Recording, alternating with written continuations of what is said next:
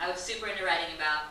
And I worked on staff at The Stranger up in Seattle, which is run by Dan Savage, and it was kind of a gonzo publication, sort of like the bold Italic. And they let me kind of have free reign to write about underground bands that I liked. And so I pitched them a story about going on tour with this band through the UK called the Catheters. That was like a garage rock band. And I thought, this will be great. Like, the Catheters are kind of like the post-White Stripes kind of band. This was like 2002, 2003, and kind of a Stooges kind of sound. This is going to be my chance to really show this band blowing up and being huge.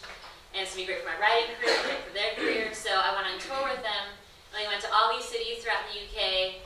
And I realized that life on the road when you're a tiny band is really shitty. It's basically like driving, 5 hours to some town, showing up, sitting in a dark club for hours. They get to do the fun stuff of loading in all their equipment and setting it all up, and I sit there, pre-smartphone days, like, staring at them and making small talk with other people that are in the room. And then, finally, it's the time for us to go out and eat at some, like, shitty Indian place around the corner, and then come back and then wait. And then finally they play, and it's awesome, and then the other band plays, and it's awesome. And then we have to get back in a van and drive another hour to somebody's house to spend the night. And so, not very glamorous, although we got a good stories out of it. One night we crashed at the house of this woman who liked one of the guys in the band. And the guys had all gotten really, really drunk and drawn like penises and Sharpie on the face of like the drummer or one of the other guys in the band. And we woke up in the morning and we realized we were in the house of this woman that had a crush on the band. And that her mom, I kid you not, was in her office area and she sewed habits for nuns. So she was making this like clergy wear.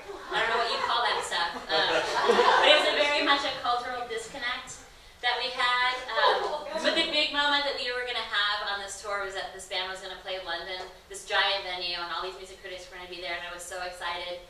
And this was their big moment on the stage, and one of the guitarists was a very nervous, kind of awkward, gothy guy, and he tripped and fell on his face, and that was kind of like the metaphor for what was happening with this band at the time. Because after that, like the next day, the singer and one of the other guys in the band told me that basically they were going to break up, that the drummer had a nervous breakdown, he hid from the rest of the band members for part of the tour before I got there, and I pleaded with them not to break up because if I got back to Seattle and wrote the story about going on this massive tour only to have this band break up, it wasn't going to be fun for any of us. And so they promised not to break up, and they didn't, but then like 2 months later they did. So that was really fun, and then I moved back to San Francisco after 4 years in Seattle and was the music editor at the SM Weekly, and I really missed doing the cover stories that I did there, because unlike the digital, fast-paced internet journalism, I actually got to spend time with people, so I would spend 3 months with a musician or with a band, like being in their studio and being, in their bedroom when they're filming their funny videos, or really spending a lot of time talking to them. And one of my favorite artists that I got to do a cover story on was this guy that invented basically psychedelic rock. His name was Tommy Hall, and he was in this band, the 13th Floor Elevators, and he played the electric jug. And he had this philosophy that was everybody in the band needs to take LSD. And like, this is not just like a fun, silly thing. This is like a spiritual, hardcore thing. You need to fucking do it. And this was the late 60s, and he basically broke the brains of everybody in the band. So one of the guys ended up like stabbing his girlfriend, the singer, totally went mad, and this guy, Tommy Hall, that I was interviewing, he was probably in his 70s, I think at the time, but he looked like he was in his 80s.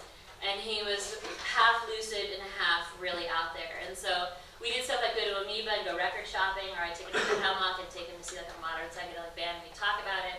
Then we would go back to his place where he lived, which was an SRO in the Tenderloin.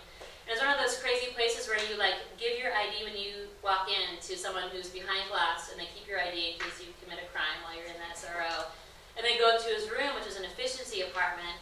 And the efficiency apartment means that like when he has to pee, he would lock me out of his bedroom, and I would stand in the hallway and hear people scream and like yell and be mad at each other. And then we'd go back in his apartment. His apartment was floor to ceiling like analog skyscrapers of like magazines and cassette tapes and records and just these walls of materials that he kind of like sat inside in this tiny little bed. And on the wall in front of him, he had a photo of Ronald Reagan and a photo of Mickey Mouse. And he had this whole philosophy about how all these things connected together because he'd taken all this acid all these years, and like these things all connected together.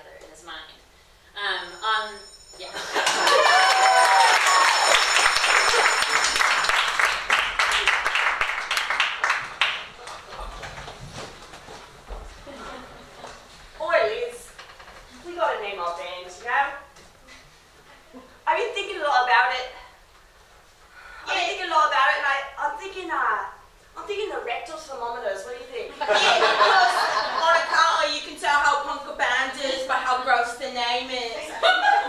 What do you think, Elizabeth? I agree. The nastier the better. So, I mean, you got the right idea with what were rectal thermometers, but I was thinking, what about, fart baby? Fart baby, I like it. Yeah, it's when you having A to large fart. No, it's when you having to fart, right, and then just a little bit comes out of the bigger fart, and it's like a fart baby. I think that makes sense. I thought it was like 9 months ago you think, and then 9 months later you're like, yep. That could be it too, honestly, it's versatile. What do you think, Elizabeth? What? I thought it was like, you think you have to fart? But then you realise you didn't use a condom 9 months ago and you had a baby. No, Elizabeth, it's not that. They didn't know they were pregnant on TLC. That's a good program, it's a well-good program, but maybe we're not thinking gross enough. I'm just spitballing, but I was thinking like enema lasagna. That's gross, right? Yeah, that's real gross. Am I understanding you correctly? I didn't think too much about what it would be. Is it like when you put a bunch of different animals, what you put in between the animals? Now what is it? No, I was thinking enema, not animal. Okay, because if it's animal things instead of poop things, it's scar. I feel like Sorry, so enema lasagna. yeah, it's real gross. I'm just trying to get famous. We all are. What do you think, Elizabeth? Elizabeth, what do you think? I think that's wicked disgusting. She would know. I would. I've had it. Elizabeth, I see you. I've been shooting in the restaurant. Oh. Perhaps, maybe we're, I don't know. I feel like you're accepting a lot of ideas, but you're not pitching any new ones. You're not really carrying your weight, Elizabeth. All right, well, how about, candy ball that's been on the floor.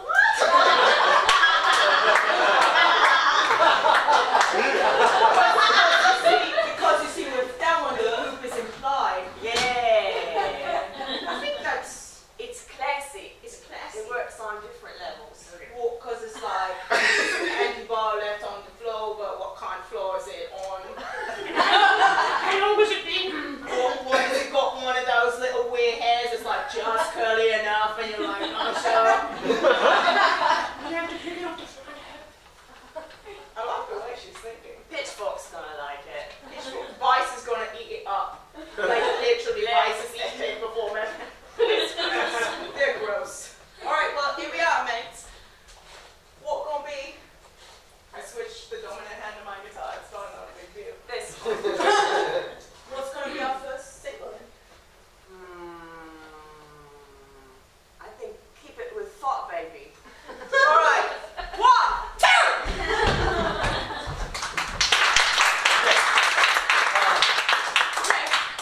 So listen, all right. Now, there was a pigeon that flew to the wire on 3rd Street. His name's Earl, and over here, it's okay. There was that Baby Ruth wrapper that we found at the local pool, and over here, the guy that's at the corner who wears the poncho, who directs you on weekends. These three things are all controlled by the government. You did all the acid, Ben. You did it all, didn't you? No, I don't think I did enough. I can figure it out even more. Ben, you did all the acid? I was supposed to do some. It was sitting on the table. I was saving some of that for my mom, dude. It was talking to me. It said, eat me. So I did. And then I started. it all. And now your conspiracy theories about pigeons and Baby Ruth rockers. And the Makes guy you in the guys corner. have sense. The guy in the corner. You don't get it? Okay. We don't get it, Ben. The guy in the Because we have never done LSD. Because you ate it all. Oh man, if you just tried some, it would open your minds up to worlds you couldn't even imagine. No, we can't imagine that, Ben. We gotta stick with this reality. Yeah. Reality is presented with us. We're stuck here, over here. We can't even see you. You're out of Plato's cave. I can't even look at you, Ben. Well, okay, hold on. Wait, let's brainstorm. Okay, think of the best possible. No, this brain is not a storm, There's Ben. no storming going on in this brain. This brain is a placid lake in upstate New York. Guys, I just This brain is an 8th grade Catholic boy, never tainted with chemistry. This brain is a muddy puddle that dogs try to lick.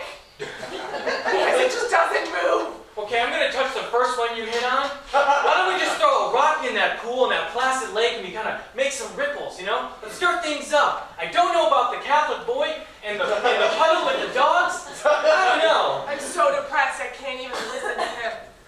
Guys, just think. All of it, Susie. And our dealer, he died in that fiery van accident. What are we gonna do? We don't know anyone. We're just gonna go around living like normal people. And Ben's just gonna follow us, yelling at us nice things that sound really fun. Every sticker wrapper and every goddamn stork he sees. God damn it. Guys. Oh my god, he's right behind me. Guys. Oh my god!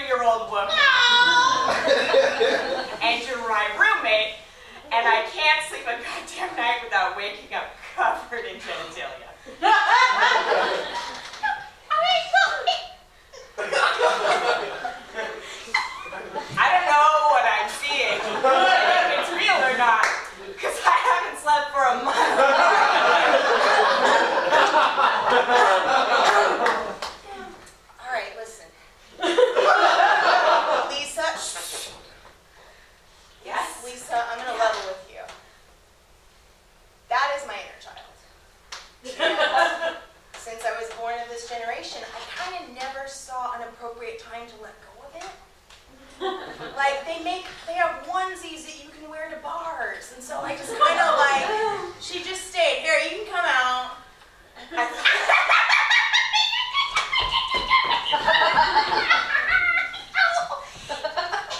You see, it's just that like there used to be real news outlets. Now I literally can look somewhere and look, there's a band called Fart Baby. Yeah. And that's on the cover of the New York Times. I don't feel like I was meant for this time. I don't find it a peanut on your face. I thought it would be like so fun to move to San Francisco after college, and I just like, this is what everyone's like. See, it's simultaneously hyper sophisticated, but also hyper juvenile. I was like, so sure, move in with a professional cuddler from Craigslist. I know. That's fine. That's open-minded.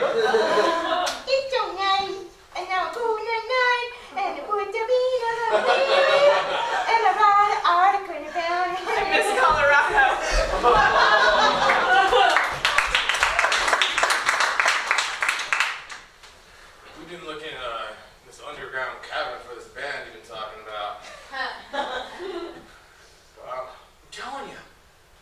They're down here.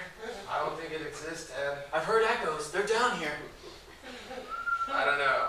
I thought I heard an electric toothbrush earlier. And?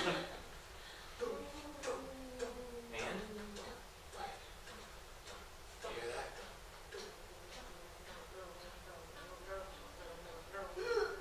Well, hot damn. Well, hot damn. Hot damn. It's the band. Hot damn, it's the band. It's the underground band. I mean, now that this is about to be a big discovery, what are we going to name it? Oh my god. We gotta name it something really, It's gotta be intimidating. yeah. It's gotta be something loud and obnoxious. Like a sound. Oh man. Yeah. When we find this band for Rolling Stone. This could be the great discovery of the 21st century. Wait, did you hear a goddamn underground monkey? Hold on, we were talking. Maybe they'll play it again. It kind of sounds like a stork, and that kind of sounds like an elephant. Stork. Yeah, a stork. Whoa. A stork. Oh. That could be a name.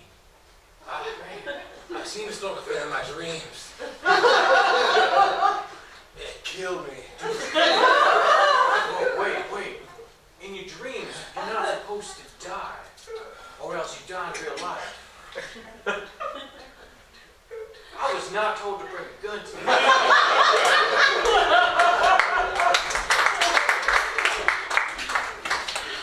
Cynthia, it means so much to me to have you here today. That's my maid of honor. It just means so much. Jeff and I are gonna break up. You can't break up! You can't break up! I can't go through with it. I mean, I can go through with it. The deposits are all down, so I think we're gonna get married, and then right after, we're gonna break up. Thank you. Yeah. For supporting me. Well, I just really need to be in the wedding. And that's all I care about. I just want to be the maid. Okay. And I want you to have a great day. Yeah. You know, I really expected you to tell me to not do it, but well, this is fine. Yeah. This isn't making me question my choices.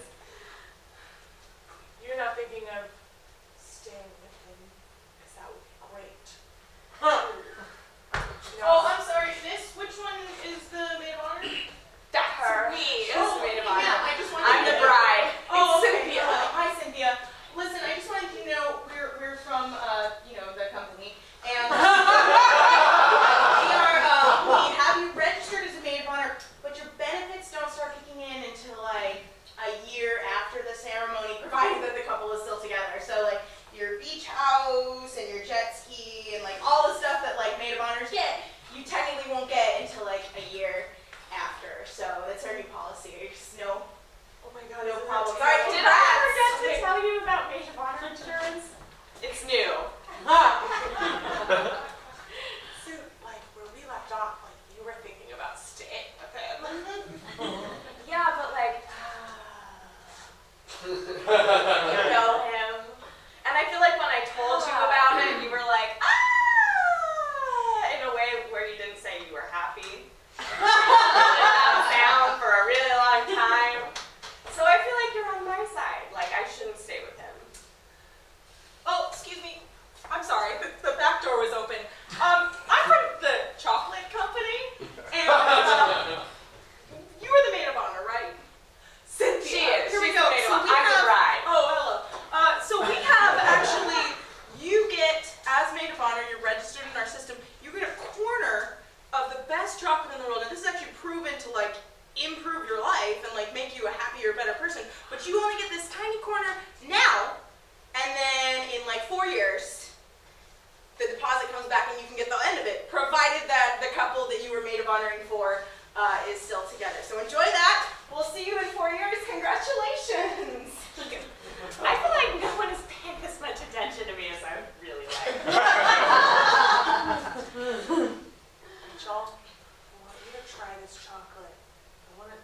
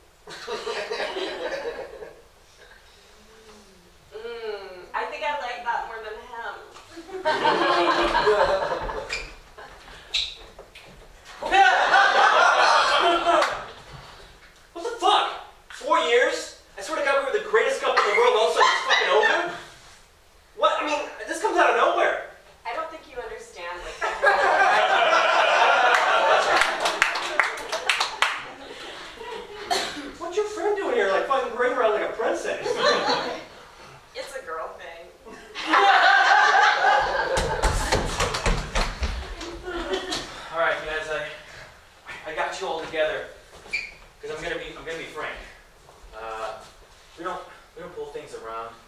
We're going under in 2 months.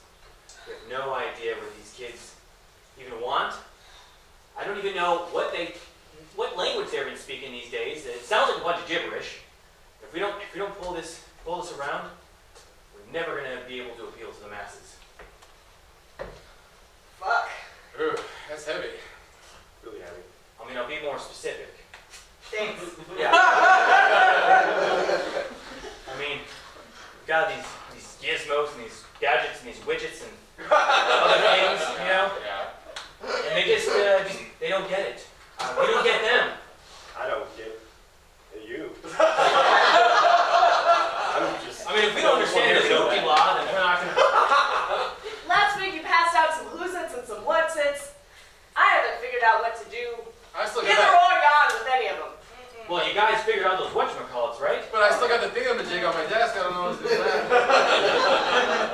with that. Which one? The one with the crazy slang. Oh. That one's a tough one. Yeah, no, that's a hard puzzle to crack. That's a puzzle? No, it's a thing that you say. You know those zippity doodahs And the hoopty laws. that you passed out last week? Yeah, At the party. yeah. They were sweet. Literally sweet. Yeah. Yeah, those are edible, guys. I thought you were supposed to wear them. I used it like an enema lasagna. You're not supposed to do that? I mean, most of the stuff that I'm passing on to you guys, I'm getting from my nephew. He speaks a lot of things so quickly I can't even pick it up. I'm taking notes as quickly as I can. He's over there using a smartphone and sending the Twitter, and the foos, and the faz, and I don't know. Boss. Like last